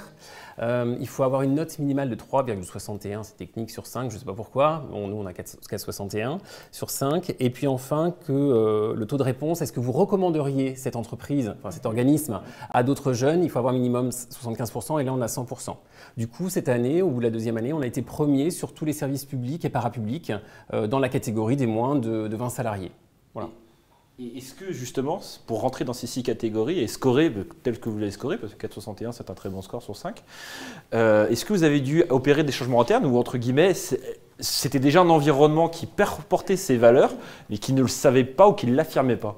En fait, on aurait dû aller à la CAF des Deux-Sèvres bien avant pour voir tout le processus d'intégration, parce que nous aussi, c'est quelque chose qu'on a retravaillé, ce processus d'intégration qui ne collait pas tout à fait, on l'a normalisé finalement. On a accompagné beaucoup plus les tuteurs, les managers, pour qu'ils intègrent, qu'ils se préoccupent. C'est-à-dire que c'est un donnant-donnant, l'alternance. À la fois, le jeune, il faut qu'il s'y retrouve, mais aussi le manager qui puisse avoir un retour sur investissement potentiellement.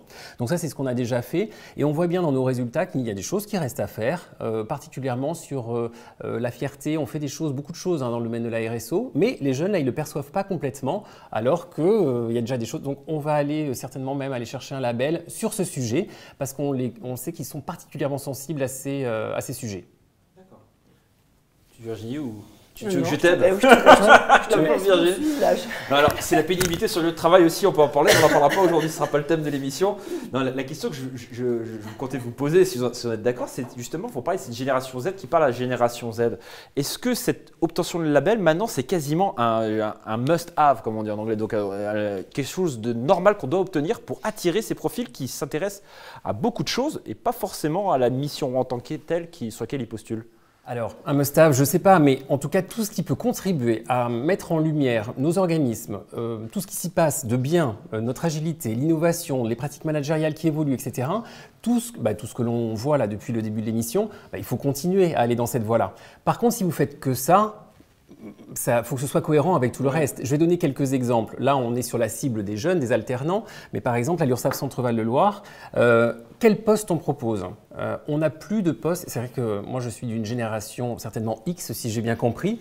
Et déjà, si je suis d'une génération X, est-ce que le poste que je suis en train de publier, franchement, on me l'aurait proposé si j'étais jeune, j'aurais candidaté ou pas? Bon, j'ai donné un exemple. Chez nous, on ne publie plus de postes de type téléconseiller. Passer 5 jours sur 7 au téléphone, 7 heures par jour, Bon, vous venez de parler de pénibilité ou d'attractivité. Je ne suis pas sûr que ce soit le poste le plus sexy. On peut s'y épanouir, je conteste, pas de conteste.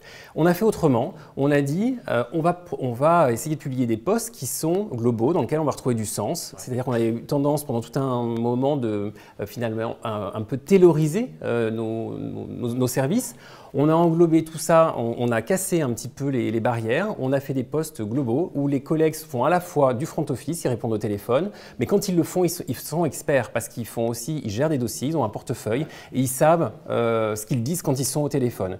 Et quand on publie des postes comme ça, finalement déjà on donne à voir un poste complet et ça attire aussi plus. Donc je ne rentre pas dans le détail tout ce qu'on fait d'autres aussi en termes d'innovation sur la sophrologie, etc. Il y a des collègues au RH qui sont très compétents et motivés sur ces sujets. Et est-ce que vous avez entre guillemets des résultats assez représentatifs sur justement l'obtention, le gain de l'obtention de ce label sur ces publics cibles, en termes de, je sais pas, de volumétrie de candidature ou autre? Vous avez des choses comme ça là-dessus? Oui, la volumétrie des candidatures a vraiment progressé de manière très significative. On peinait à avoir ne serait-ce qu'avant 5 alternants. Là, on en est à près d'une quinzaine. Et effectivement, les candidats qui arrivent, il y en avait encore ce matin sur des postes à la communication, sont beaucoup plus nombreux. Donc ça, c'est vraiment quelque chose de positif. Je ne sais pas s'il n'y a que le label, forcément ça joue, c'est certain, mais c'est une satisfaction de voir que ça évolue quand même significativement dans le bon sens. Puis le label aussi, au-delà des chiffres, c'est une reconnaissance de l'accueil, des managers qui sont investis pour les alternants, etc. Donc, on avait un autre exemple dans une autre émission sur A Great Place to Work avec l'URSSAF Picardie qui avait été un label aussi. Qui avait oui. Tout à fait. Donc on sort ce genre de choses aussi. Et donc la Sécu peut, entre guillemets, postuler à ces labels qui pendant longtemps on pensait étaient une chasse gardée du privé, si je puis m'exprimer ainsi. Alors je ne vous cache pas que quand on est allé récupérer le label, il y a une cérémonie le soir pour la remise des prix. Moi, j'aurais été plutôt fier, effectivement, si on s'y retrouvait avec toute l'institution. Pourquoi pas? Je ne sais pas si d'autres collègues sont intéressés pour développer et aller chercher ce label. On peut très bien, là, on concourait dans la catégorie des moins de 20 alternants par an. Mais après, si on agrège nos données, ça peut avoir de l'allure de dire les organismes de sécurité sociale, en tout cas un certain nombre d'entre eux, sont labellisés Happy Trainees et on peut aller chercher des places en flirtant avec des boîtes connues sur le CAC 40 ou autres, parce qu'elles y sont toutes en fait. On n'est pas concurrent avec elles, mais sur le domaine du recrutement, on est concurrent avec ces entreprises. Merci beaucoup, M. Floch. C'était vraiment très intéressant. Excusez Virginie, c'était un peu compliqué. Ne vous inquiétez pas, on va y arriver. Merci pour ce témoignage en plateau. Et vous êtes déplacé sur Paris pour le coup aujourd'hui. Sans prie. Alors maintenant, on va aller à la cave de Touraine. Est-ce que la cave de Touraine et Mme Malice et Mme Guignu nous entendent bien? Tout à fait, bonjour. Et en plus, la cave est dans la vie, c'est écrit dessus, c'est... Voilà, il n'y a plus rien à ajouter. Merci beaucoup à toutes les deux pour vous être rendues disponibles cet après-midi, nous parler un petit peu de votre processus de recrutement que vous avez un petit peu rénové, revisité. Est-ce que vous pouvez nous expliquer pourquoi la cave de Touraine a décidé comme ça de revisiter son processus de recrutement? Tout à fait. Déjà, bonjour à tous. Donc, nous allons intervenir à deux voix avec Clara Guignu, qui est responsable ressources humaines. Donc, en fait, nous sommes partis d'un constat qui va être partagé, je pense, par toutes les personnes qui sont ici, à savoir que non seulement nous avions des difficultés à recruter, mais également de grandes difficultés finalement à conserver, à garder les personnes que nous avions recrutées. Donc un fort taux d'échec à l'intégration. Et en fait, nous nous sommes rendus compte que ce fort taux d'échec à l'intégration avait souvent une origine, c'est que les personnes que nous recrutions, finalement, nous nous sommes rendus compte qu'elles ne connaissaient pas bien nos métiers. Donc souvent, elles avaient une fausse représentation de nos métiers, c'est-à-dire travailler à la sécurité sociale, travailler dans une cave finalement, qu'est-ce que c'est, qu'est-ce que ça veut dire et quel est le contenu véritablement des missions.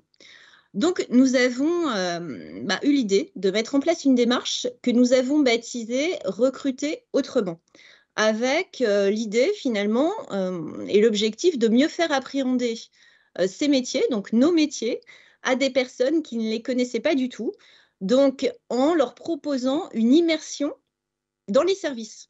Donc nous avons en fait proposé aux candidats une véritable expérience immersive à la cave Touraine. C'est d'aller au-delà de la fiche de poste traditionnelle pour aller sur une immersion directement, entre guillemets, dans le vie ma vie à la sécurité sociale, si je puis m'exprimer ainsi. Alors, mais juste, Madame Guignu, est-ce que vous pouvez mettre bien au centre de l'écran? Je sais qu'il y a écrit la CAF et la vie, c'est génial. On est tous d'accord. Mais plus on avance, plus vous reculez. Je ne sais pas. Je ne gâche pas le logo, mais est-ce que je suis non, bien positionnée? On sait que vous êtes la CAF, il n'y a pas de souci. Non, vraiment, c'est ça l'idée, c'est d'aller donc, entre guillemets, complètement bouleverser cette fiche de poste et aller maintenant mettre les pieds directement dans les chaussures des agents dans la CAF. Voilà, tout à fait, parce qu'on avait un processus de recrutement qui était tout à fait classique, c'est-à-dire lors de rencontres, d'échanges et d'entretiens avec les candidats. Et quand bien même nous faisions intervenir des collaborateurs, je pense qu'au-delà des mots, il y avait des choses, des environnements de travail qu'on n'arrivait pas, des messages qu'on n'arrivait pas à faire passer. Et on s'est dit, le plus simple intérêt, ça serait de les faire venir et qu'ils puissent voir, s'apercevoir, d'avoir ce regard croisé pour le candidat, de découvrir son environnement de travail, ses collègues, les missions qu'on attend de lui, et puis que nous puissions aussi faire de vraies rencontres, s'apercevoir des personnes qui sont à leur place. C'est vraiment cette idée d'être à la place. Et dans cette démarche, on est bien au-delà de l'expérience et du CV parce qu'on ne les regarde pas. Voilà, on va regarder les CV et diplômes ou expériences à la fin du processus de recrutement et on évalue vraiment le poisson dans l'eau, celui qui semble plus à l'aise dans la mission qu'on a à proposer. Voilà. Donc, c'est pour nous aussi l'occasion de rencontrer des personnes qu'on n'aurait jamais croisées dans un recrutement classique parce qu'avec une sélection de CV, on va avoir malgré tout, même si on a tous ouvert nos champs de sélection, on va avoir malgré tout des critères un peu classants sur les candidatures. Et là, on a plutôt fait le pari de la posture et de la compréhension des sujets qu'on a à proposer. Et donc, ça veut dire que ces personnes, autant nous allons pouvoir évaluer leur capacité à faire, et eux, ils vont pouvoir estimer l'environnement de travail. Et ça, ce sont des données très importantes pour les candidats aujourd'hui. S'attacher à l'équipe, les rencontrer et véritablement s'apercevoir seuls s'ils sont capables d'assurer une mission ou pas. Voilà. Cette question, cette approche, vous ne pensez pas qu'elle est un peu déstabilisante, à la fois pour le candidat, mais aussi pour l'équipe qui voit arriver quelqu'un qui, ça se trouve, ne sera même plus là, entre guillemets, au bout du processus? Alors, je ne sais pas si je dirais qu'elle est déstabilisante, mais en tout cas, on a vu qu'elle a pu parfois être déroutante. Déroutante dans le sens où finalement, on demande au candidat de changer de posture. C'est-à-dire que c'est plus l'entreprise souveraine qui choisit finalement ses candidats à partir de CV. Là, on a un candidat, une entreprise qui font en quelque sorte chacun un peu 50% du chemin. Et finalement, c'est une rencontre. C'est une rencontre entre une envie et puis une capacité, une découverte dans un environnement de travail un peu différent, puisque là, on donne tous les éléments qui va permettre au candidat de choisir finalement son entreprise. Donc, c'est vrai que en cela, ça peut et ça a pu dérouter certains. Et puis, on a vu que pour le candidat, finalement, il y a plein d'effets bénéfiques parce que ça évite en quelque sorte… alors, je reprendrai les mots de Clara, hein, je lui rends la maternité. Finalement, on évite l'angoisse du premier jour. C'est-à-dire qu'en fait, quand le candidat, qui n'est plus un candidat, mais finalement un nouvel embauché arrive, il connaît déjà son poste de travail, il connaît déjà son environnement, il connaît déjà l'équipe au sein de laquelle il va travailler. Donc, on évite, on supprime finalement cette angoisse-là. Et puis, pour les collaborateurs, c'est vrai que c'est un aspect tout à fait motivant et enthousiasmant. En tout cas, bien évidemment, nous s'appuyons sur des équipes volontaires et des collaborateurs volontaires pour participer à cette opération recrutée autrement.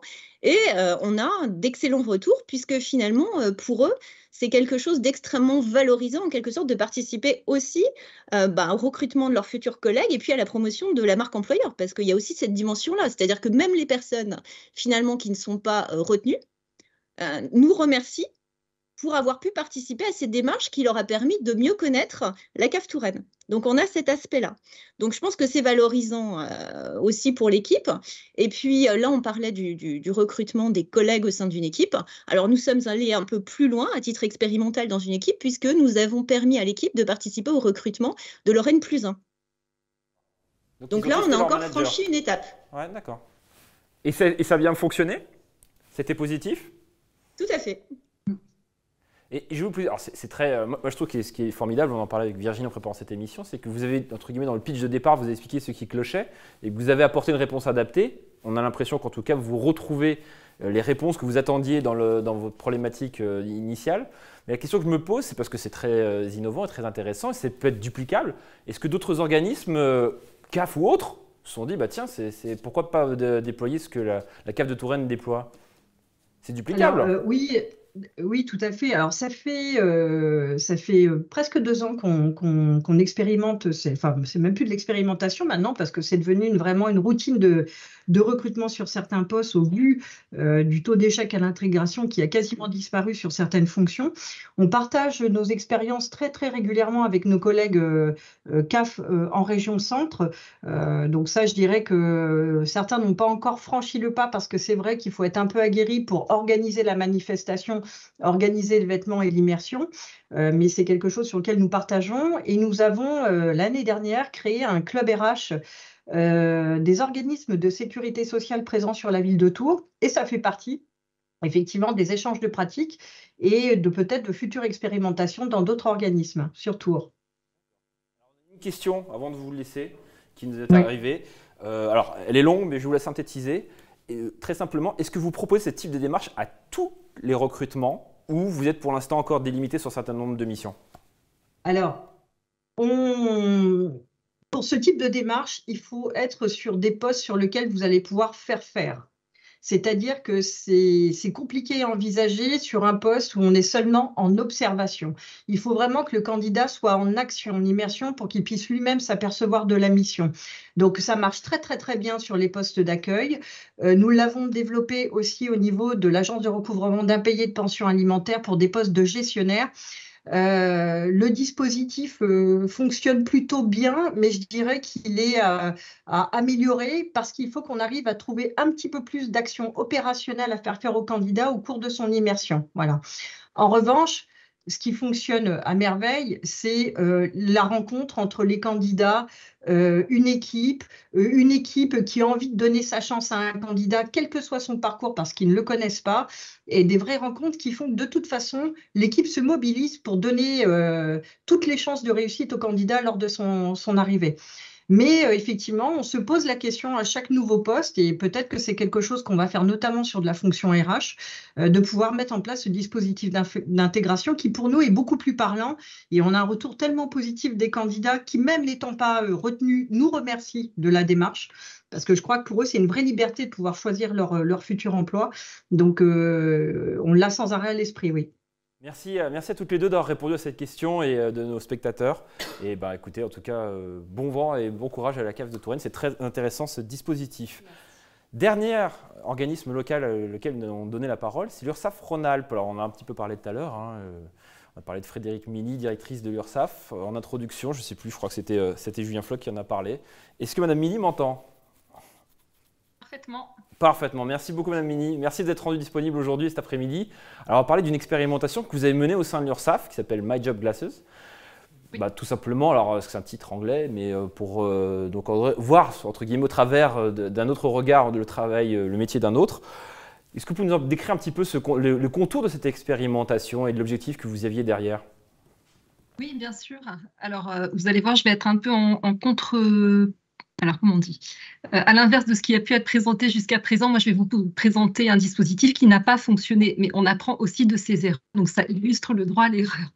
Voilà, j'ai cassé un peu le petit... Ouais, j'ai pas fait de teasing, je vous dis tout de suite la conclusion. Alors, My Job Glasses, pour ceux qui ne sont pas totalement bilingues, ça veut dire mes lunettes de travail. Donc, qu'est-ce que c'est? C'est une plateforme de rencontre entre étudiants et professionnels et qui vient du constat qu'une majorité des jeunes ne connaît pas bien les réalités du monde professionnel. Comment ça marche? C'est un échange direct entre un professionnel et un étudiant qui permet à l'étudiant de s'informer sur un métier directement auprès de la personne qui l'exerce et de connaître ainsi les vraies bases de son travail pour s'orienter dans ses choix professionnels. L'intérêt du dispositif, c'est d'améliorer l'insertion professionnelle en phase de préparation ou de recrutement. Le pari de la plateforme qui a développé cet outil, c'est qu'une bonne orientation et une bonne préparation, ça permet de gagner du temps et de l'argent pour les jeunes, mais aussi pour les entreprises. Et j'ai quelques chiffres à vous donner sur notre expérimentation. Donc, on a mené à l'URSSAF Rhône-Alpes l'expérimentation sur plusieurs années. Dans le cadre d'un contrat d'engagement, nous avions 10 ambassadeurs, tous volontaires, sur des métiers différents.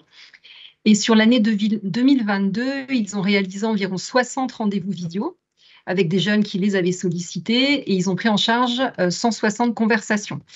Le principe de My Job Glasses, c'est une opération one-shot, donc il y a une visio, un contact unique, mais sans nécessairement de suivi. Donc, est-ce que ça a permis au moins de booster un petit peu l'attractivité, ce format un petit peu disruptif de one-shot? Alors, voilà, je suis désolée, j'ai répondu avant à cette question. Donc, expliquez comment ça a fonctionné, mais voilà, est-ce que vous avez eu, alors on sait qu'au final ça n'a pas fonctionné, mais est-ce qu'il y a eu un boost, entre guillemets, un petit peu au moment de l'opération, quoi? Alors, je vais peut-être déjà dire pourquoi ça n'a pas fonctionné. Je suis désolée, je ne réponds pas du tout à vos questions. Je me pose On va y arriver. C'est sur l'émotion de rater une expérimentation, ça arrive à tout le monde, ne vous inquiétez pas. Il n'y a pas de sujet. C'est la vie. Puis ça va voilà, mettre à l'aise tout le monde. Alors du coup, pourquoi enfin, déjà, mais comme l'ensemble des organismes qui se sont exprimés, on a en Rhône-Alpes comme ailleurs un turnover qui augmente. Donc des gens qui ne restent pas forcément. Et notre constat, c'est qu'on a un turnover qui est passé de 6,4% en 2021 à 8,8% en 2022. Quand on essaie de voir pourquoi ça n'a pas fonctionné, même si ça a été une expérience intéressante, alors, puis en plus, je me suis noté des termes qui ne sont pas faciles à dire, parce qu'il y a plusieurs inadéquations. Je vais me concentrer. D'abord, une inadéquation de calendrier, puisqu'on s'est rendu compte que la prise de contact était intégrée dans les attendus de certains établissements scolaires, mais donc avec un pic de rendez-vous sur mars et avril, et ça ne correspondait pas forcément au calendrier de recrutement. Ensuite, on a une inadéquation de profil, puisque les jeunes qui nous appellent, pour beaucoup, ils sont dans des filières de niveau master et grandes écoles. Et donc, quand on leur propose un poste de téléconseiller, alors j'ai noté qu'il ne faut plus dire téléconseiller, donc on essaiera de faire ça, ou de gestionnaire, ils ne sont pas forcément enthousiastes. Et donc, leur souhait d'orientation professionnelle, en plus, ne correspondait pas forcément avec les emplois des ambassadeurs contactés. Et en plus, on a souffert d'une inadéquation géographique, puisque les jeunes qui nous ont contactés n'étaient pas de Rhône-Alpes et n'étaient pas mobiles sur la région, ce qui ne simplifie pas les choses. Du coup, on avait un coût annuel de l'adhésion qui était de 6 000 €, ce qui fait que voilà, l'un dans l'autre, on s'est dit que ce n'était pas forcément rentable.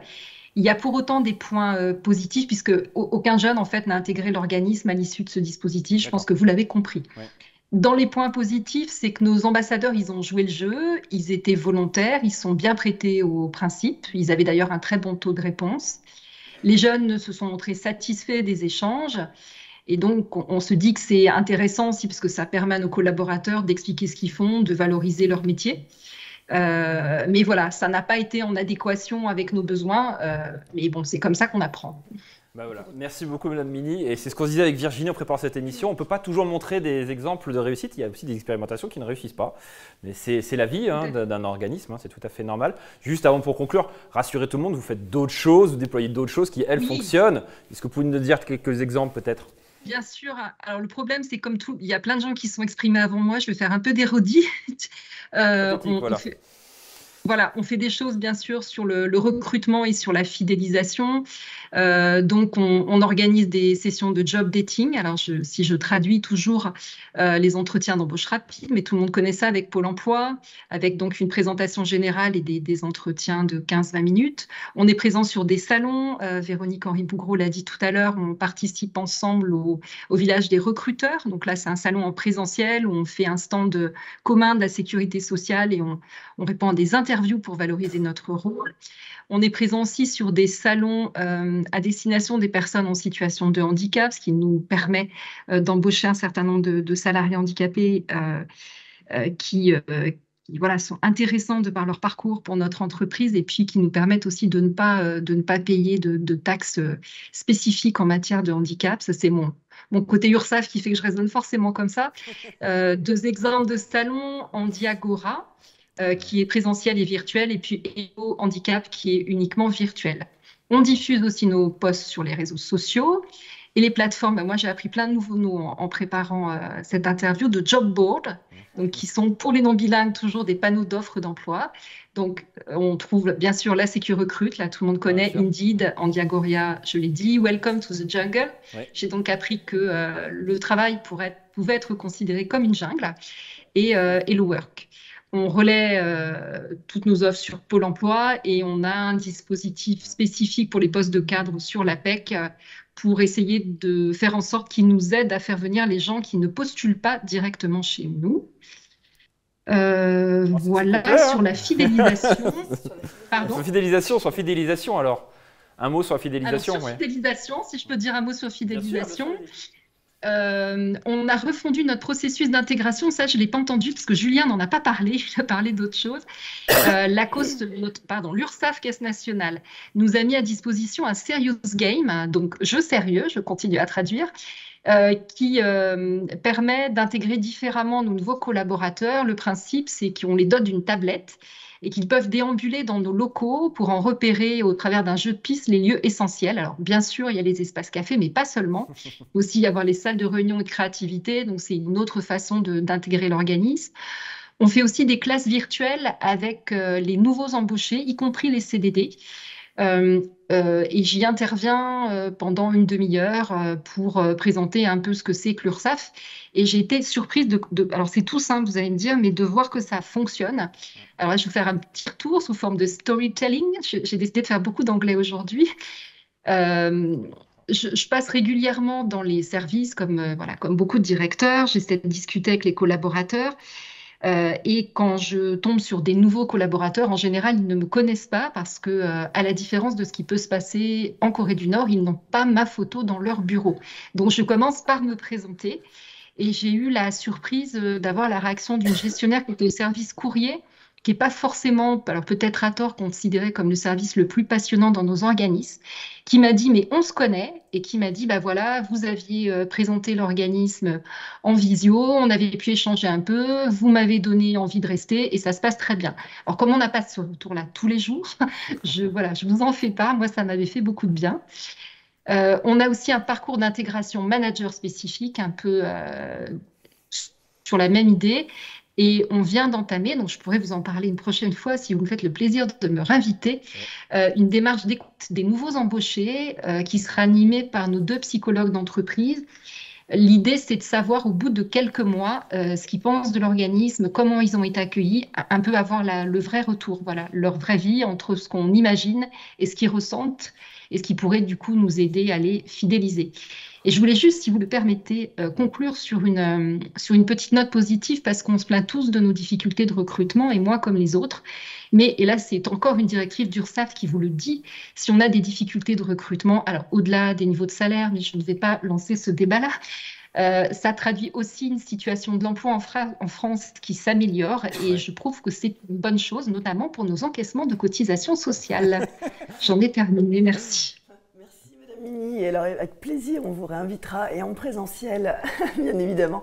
Et effectivement, une petite aparté pour dire qu'on a de nombreuses questions sur l'aspect salarial, mais on a décidé de ne pas aborder le sujet qui serait assez longuement à débattre. Mais bon, voilà. Et on n'invitera pas des témoignages du secteur bancaire en comparaison. Voilà. Merci beaucoup en tout cas Madame Mini pour ce témoignage et votre spontanéité. Et évidemment, l'URSSAF Rhône-Alpes n'est pas la Corée du Nord, Dieu merci. Alors, pour notre dernière séquence, nous avions ouvert un petit peu à d'autres profils et d'autres entreprises au début de notre émission. Nous allons conclure avec aussi une fermeture sur un autre regard sur le marché du travail. Nous avons le plaisir d'accueillir Madame Darmon, DRH France de Malte. Est-ce qu'elle m'entend bien, Madame Darmon ? Bonjour, je vous entends bien. Ah, merci. Super, merci. Et vous ? On vous entend impeccable. Très bien. Première question qui est très simple, parce que moi je ne savais pas à l'origine. C'est quoi Malte ? Merci, effectivement, c'est une bonne première question.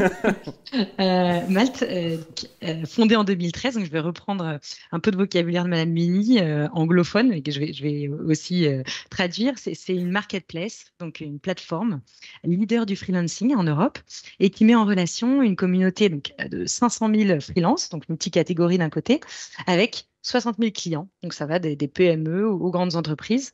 Et Malte, c'est aussi quand même 600 collaborateurs au sein de 15 bureaux en Europe, dont 7 en France. Donc voilà pour une présentation rapide. Alors, je vais retenter, je sens que je retrouve un peu. Ça vient. Quelle transformation majeure constatez-vous sur le marché de l'emploi finalement post-Covid ? Est-ce que vous avez Oui. Bonne question également. Oui, effectivement, on va parler peut-être ici des principales transformations donc observées, qui continuent de se faire sentir dans la période post-Covid. Mais dans un premier temps, on peut parler du coup de l'adoption accélérée du travail à distance. Que la crise sanitaire, elle a contraint de nombreuses entreprises à mettre en place le télétravail et de manière généralisée. Et cette expérience a montré qu'il est possible, en fait, pour de nombreux emplois d'être réalisés à distance et de manière efficace. Du coup, de nombreuses organisations sont désormais plus ouvertes sur le sujet et ce qui élargit les opportunités pour les travailleurs en termes de localisation géographique, mais aussi de type de contrat, comme le freelancing, ou de flexibilité.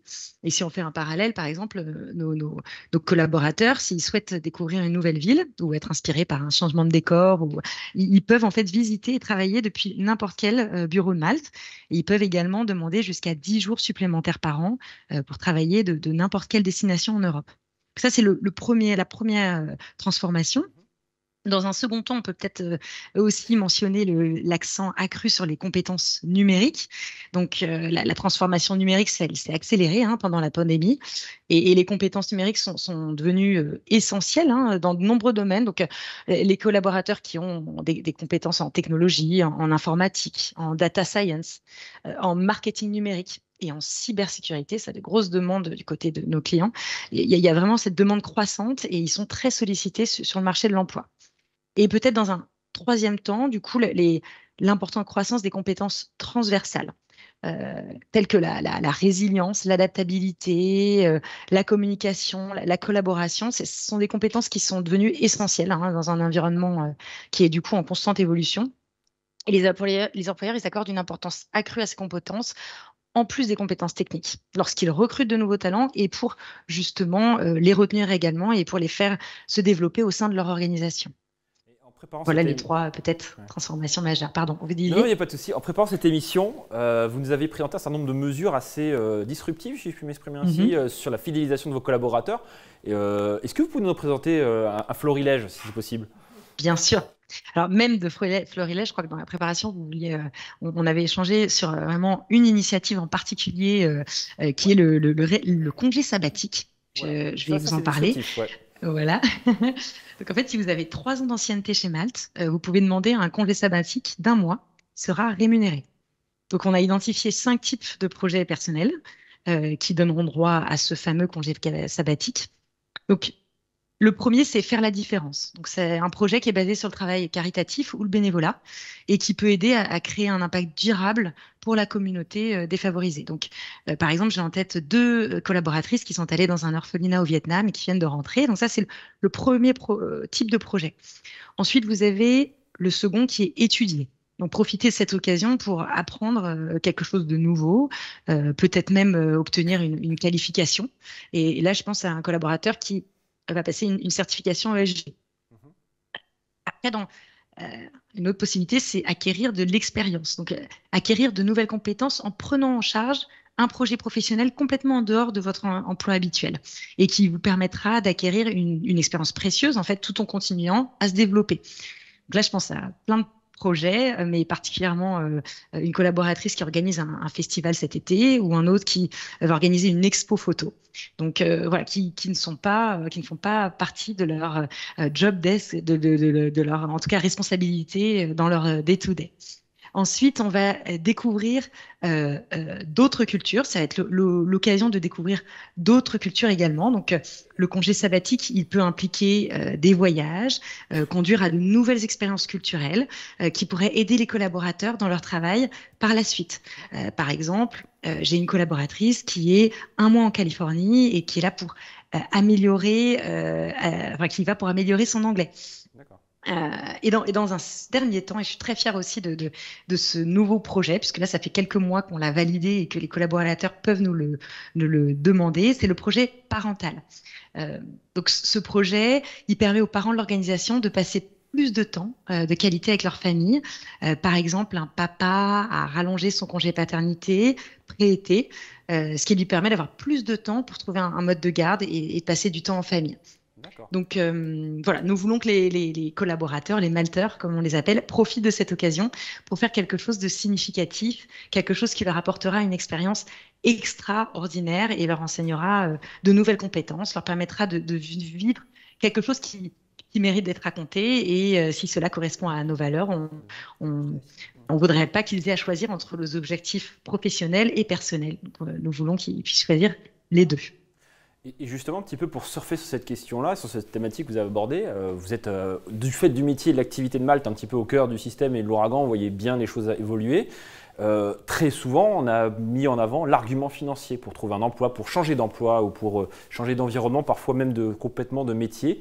Est-ce que des nouvelles thématiques qui émergent, les conditions de travail, ce que vous dites, entre guillemets, une approche aussi parfois RSO, mènent maintenant sont un argument aussi prépondérant que, entre guillemets, la paye qui pouvait motiver les candidats? Est-ce que c'est quelque chose, c'est une tendance que vous voyez ou ça reste encore, globalement, encore sur le critère financier en premier lieu? Alors, clairement, il est clé. Hein. C'est un facteur déterminant pour assurer la stabilité financière des collaborateurs et soutenir leur niveau de vie. Mais en fait, le vrai changement, c'est que ce seul argument, il ne suffit plus. Donc, de nombreuses études et tendances récentes, ils suggèrent en fait que les questions de conditions de l'environnement de travail, de cadre de vie, d'équilibre entre vie personnelle, professionnelle sont de plus en plus sont prépondérantes, en fait, de plus en plus dans les choix de carrière et d'engagement des collaborateurs. Donc, les travailleurs aujourd'hui, ils attachent de l'importance à des aspects tels que la culture d'entreprise, en fait, la flexibilité des horaires dont on parlait la première question, l'environnement du travail stimulant et l'impact positif sur la société. Donc, il est également... Vous m'entendez? Oui, très bien, très bien, très bien. Je vous écoute. Oui, ah pardon, j'ai cru qu'il y avait un petit... Très bien. Et il est également important, du coup, de souligner que les priorités, elles peuvent évoluer au fil du temps et varier en fonction des situations personnelles.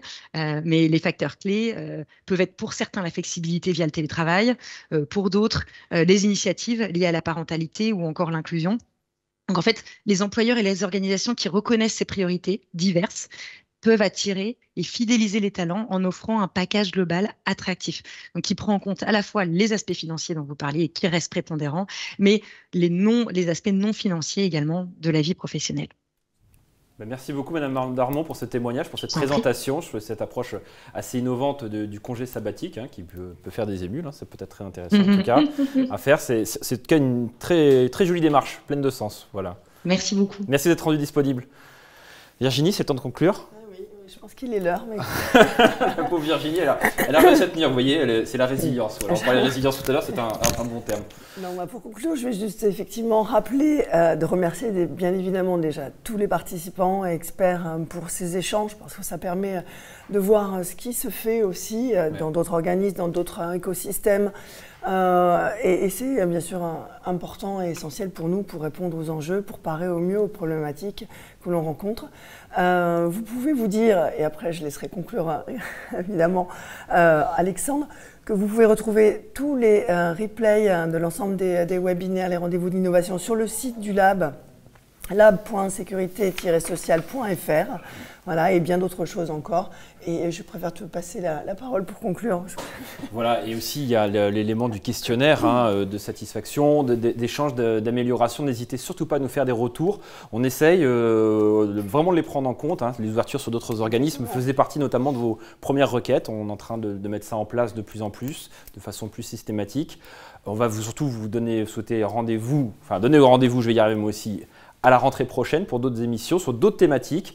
Et on remercie tous nos participants qui seront disponibles, soit en plateau, soit à distance, pour nous présenter leurs projets, leurs expérimentations qui parfois n'ont pas fonctionné, on l'a vu, mais on voulait vous montrer aussi d'autres aspects, pas toujours que le verre à plein, et parfois le verre est aussi à moitié vide. Et les possibilités de rebond. Les possibilités de rebond, et on a vu que Mme Mini était pleine de ressources là-dessus, ainsi que l'URSSAF. Merci à toutes et à tous d'être rendus disponibles aujourd'hui et de nous avoir écoutés. À très bientôt, au revoir. Au revoir.